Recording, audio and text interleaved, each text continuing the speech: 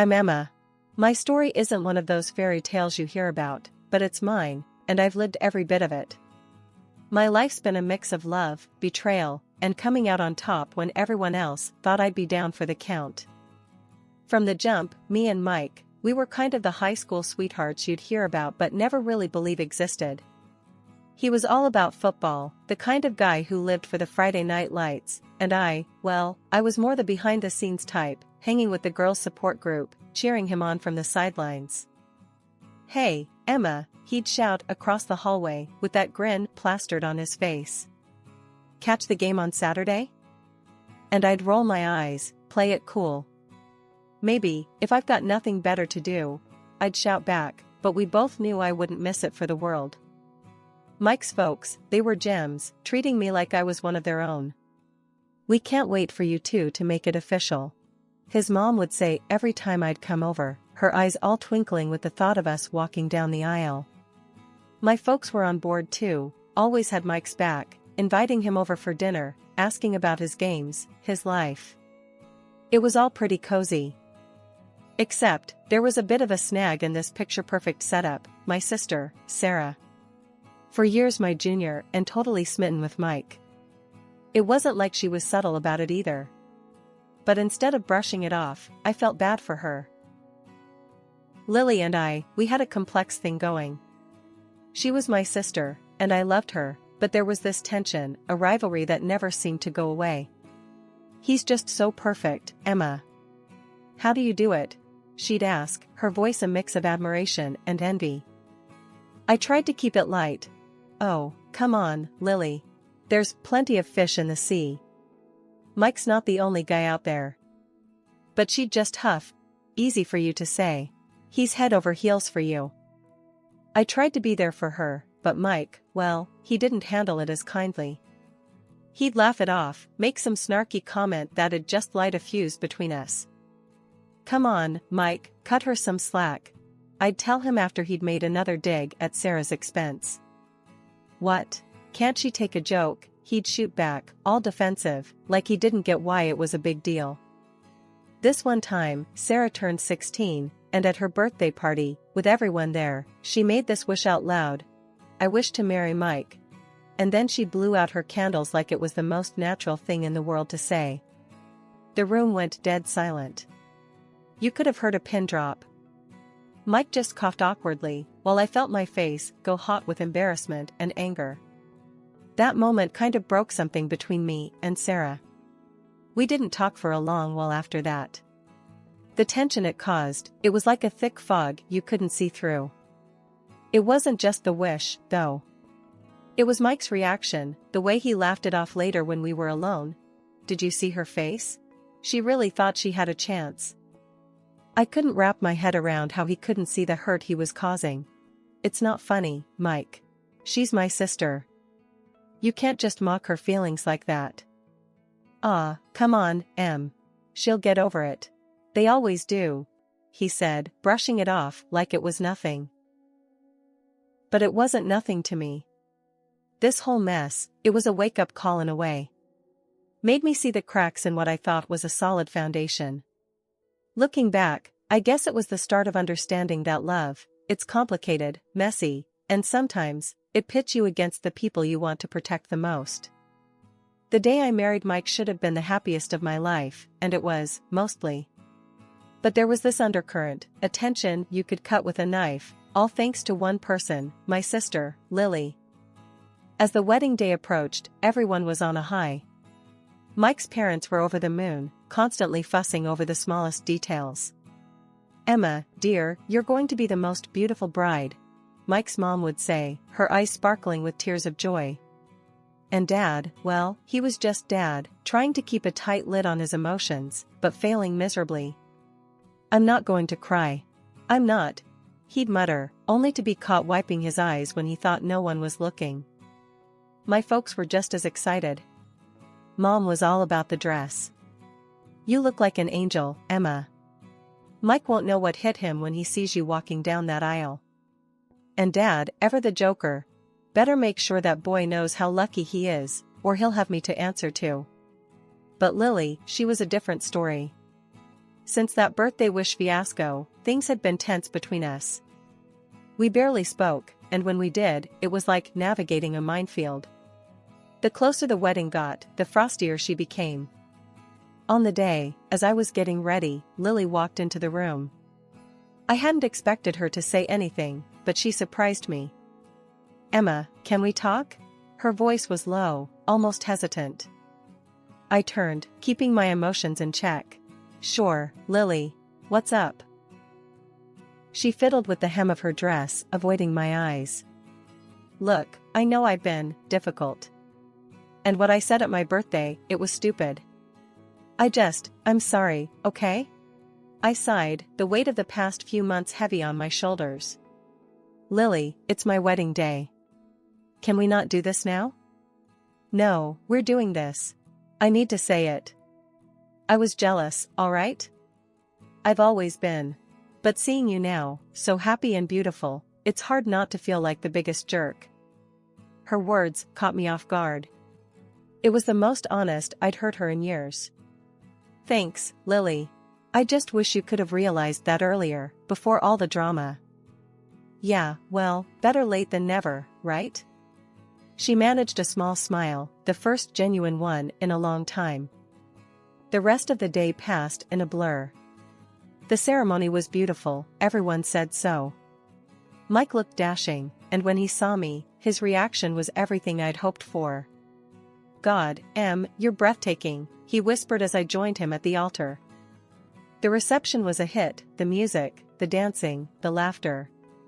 It was perfect, except for the moments I caught Lily looking our way, her expression a mix of regret and something else I couldn't quite place.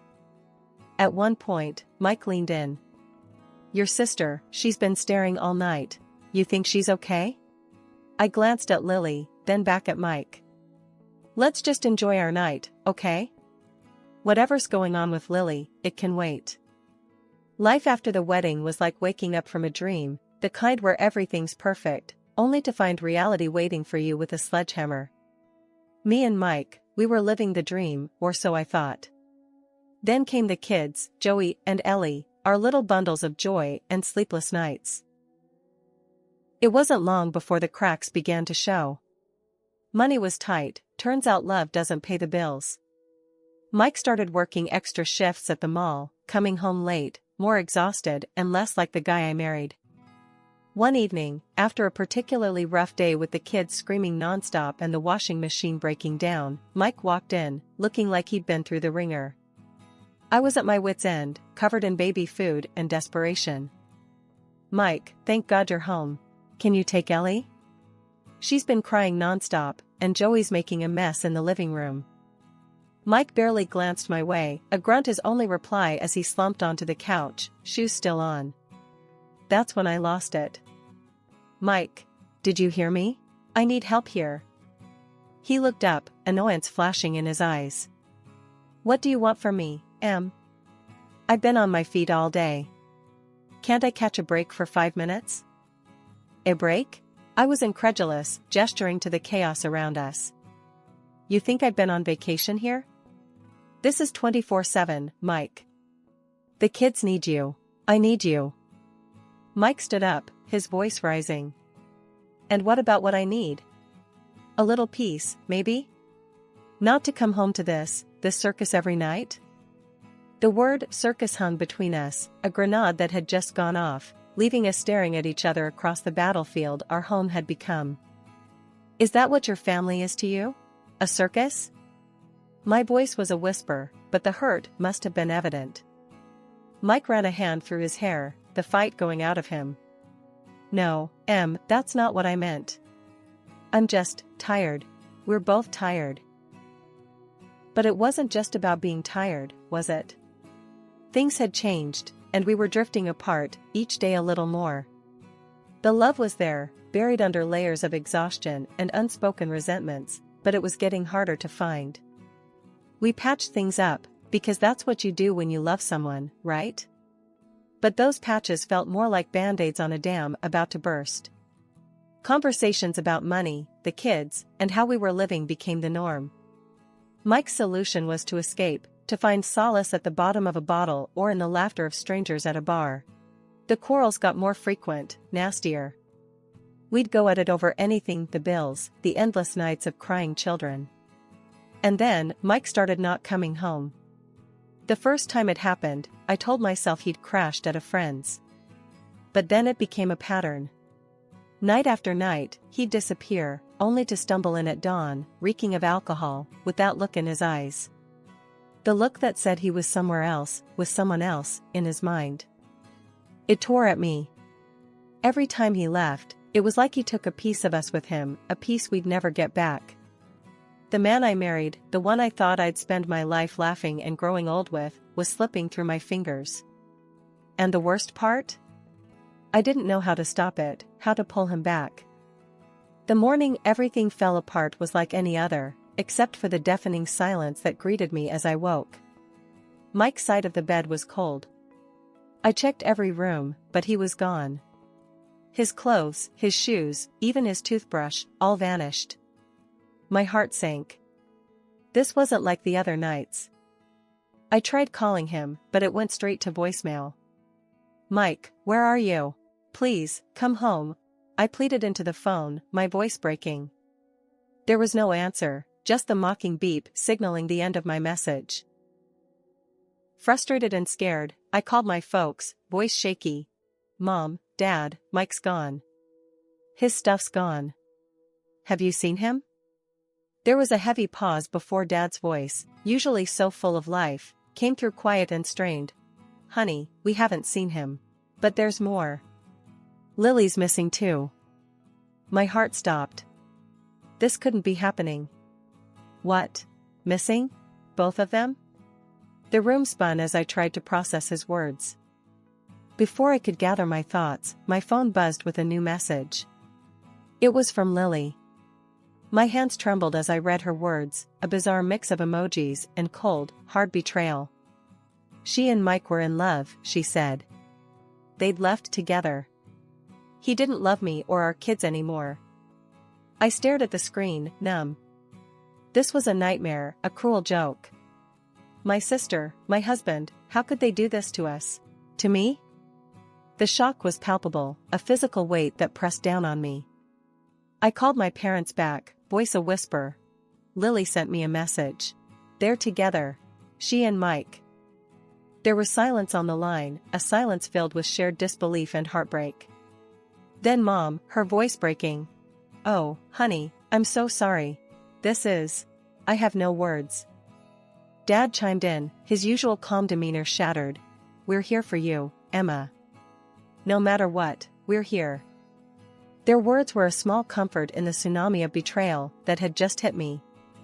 Mike and Lily had not only left me, but had chosen to do so in the most cowardly way possible. But through it all, there was a silver lining, my parents and Mike's. They stood by me like pillars, refusing to let me face this storm alone. Their support was unwavering, a constant in the chaos that had become my life. "We've got your back, Emma. Always," Dad said during one of our many late-night calls, his voice a steady force in the midst of my turmoil. And Mary, Mike's mom, became my rock. "He's made his choice, and so have we. You and the kids are our priority, Emma. We're family, through and through." Filing for divorce and stepping into the role of a single mom wasn't something I ever pictured for myself. Finding Mike to get any child support was like chasing a ghost, he was nowhere to be found. Those days were rough.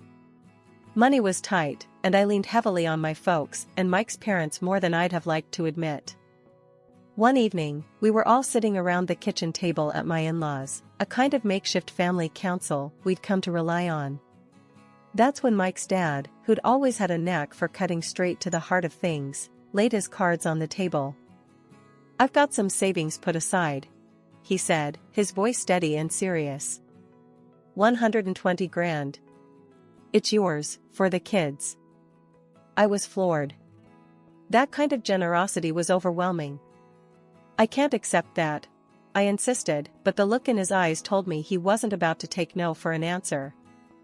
But then an idea sparked in my mind. What if we use that money to start something? Something that could benefit all of us? I was thinking aloud, my brain ticking over.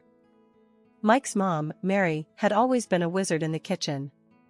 Her pastries were the stuff of legend. How about a pastry shop? I ventured. Mary, you could lead the kitchen. I can handle the books, and we could have your dad oversee the business side of things. There was a pause as they mulled it over. Mary looked excited at the prospect, her eyes lighting up.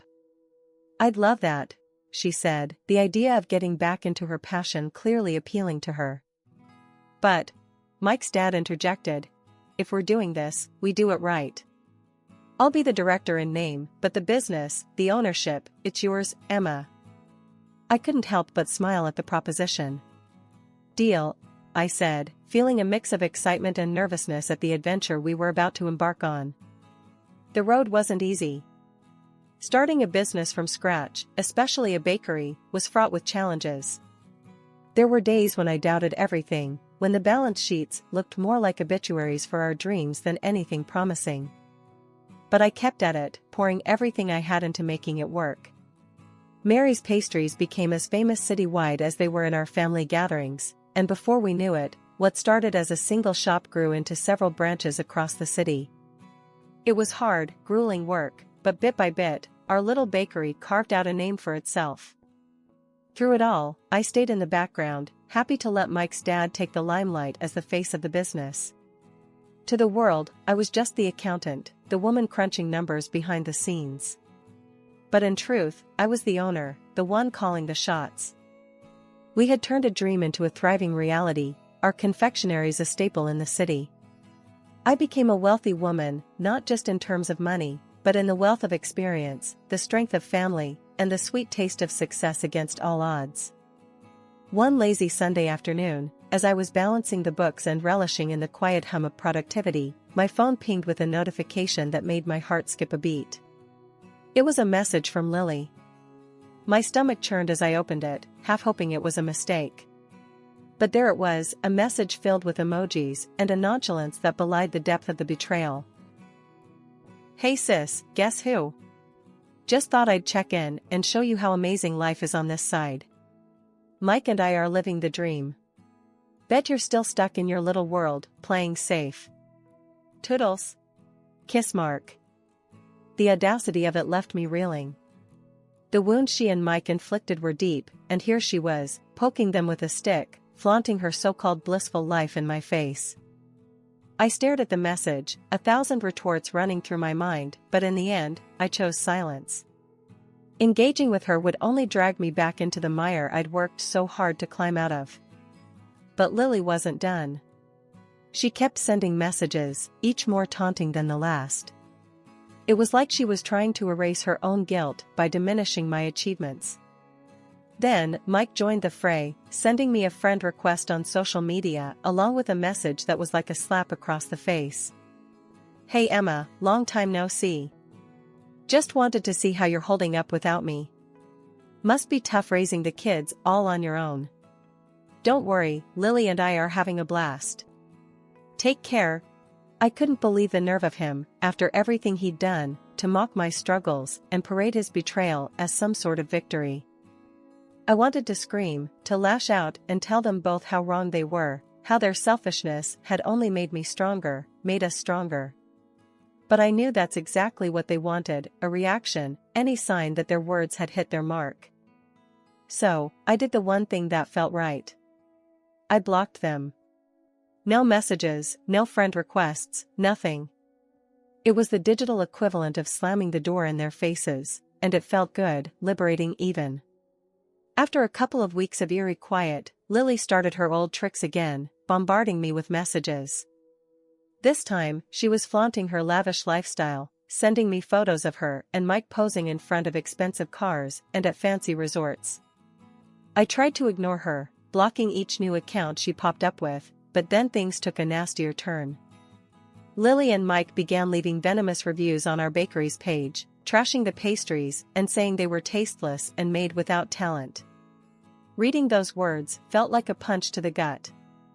Not just because it was my bakery, but because they were indirectly slinging mud at Mary, my mother-in-law, whose baking was the heart and soul of our business.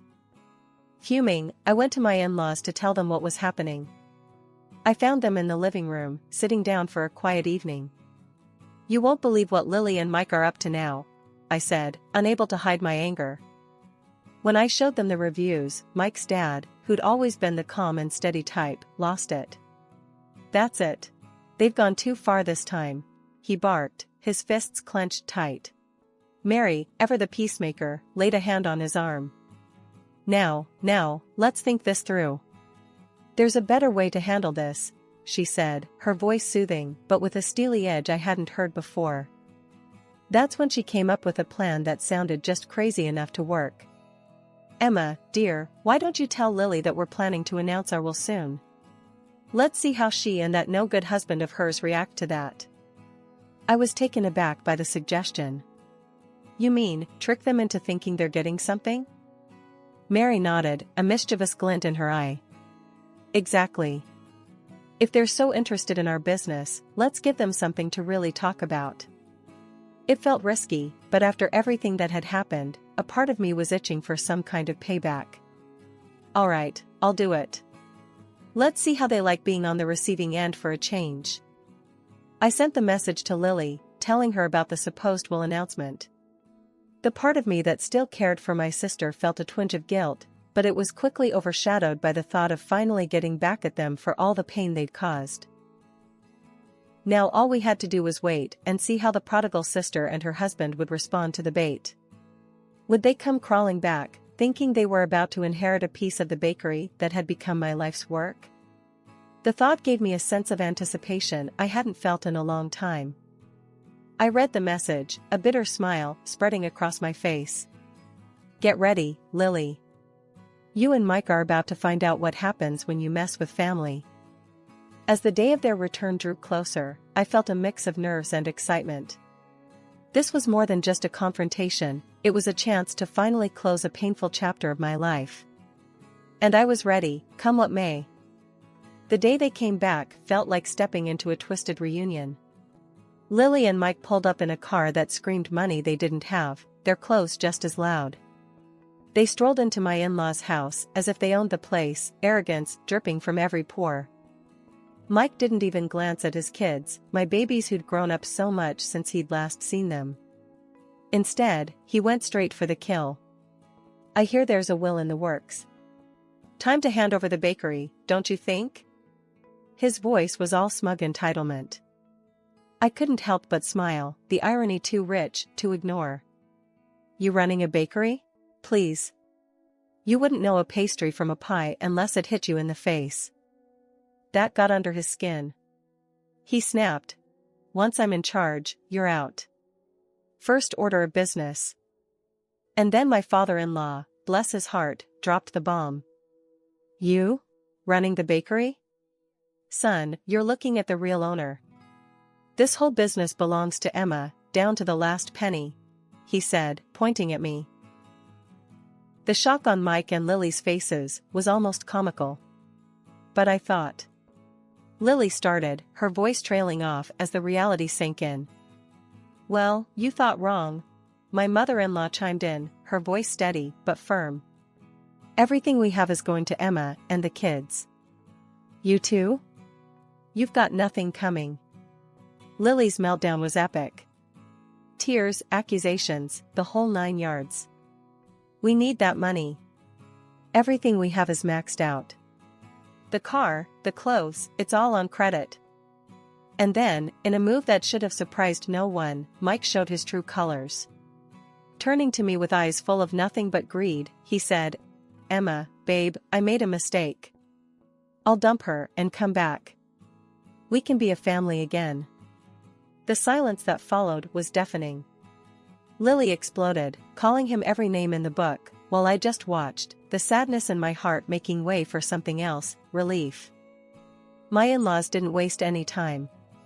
"Get out," was all my father-in-law had to say, his voice cold as ice. They left, a storm of hurt and betrayal in their wake, but the house felt lighter somehow, as if their leaving had lifted a curse. The next day, my phone rang. It was my folks, letting me know Lily had shown up at their doorstep, begging for money. They turned her away, just like we had. "Enough is enough," they said. And they were right. Sitting there, phone in hand, I couldn't help but reflect on the whole sordid saga. From love to betrayal to this victory, if you could call it that. I realized that what I'd won wasn't just a battle over money or a bakery.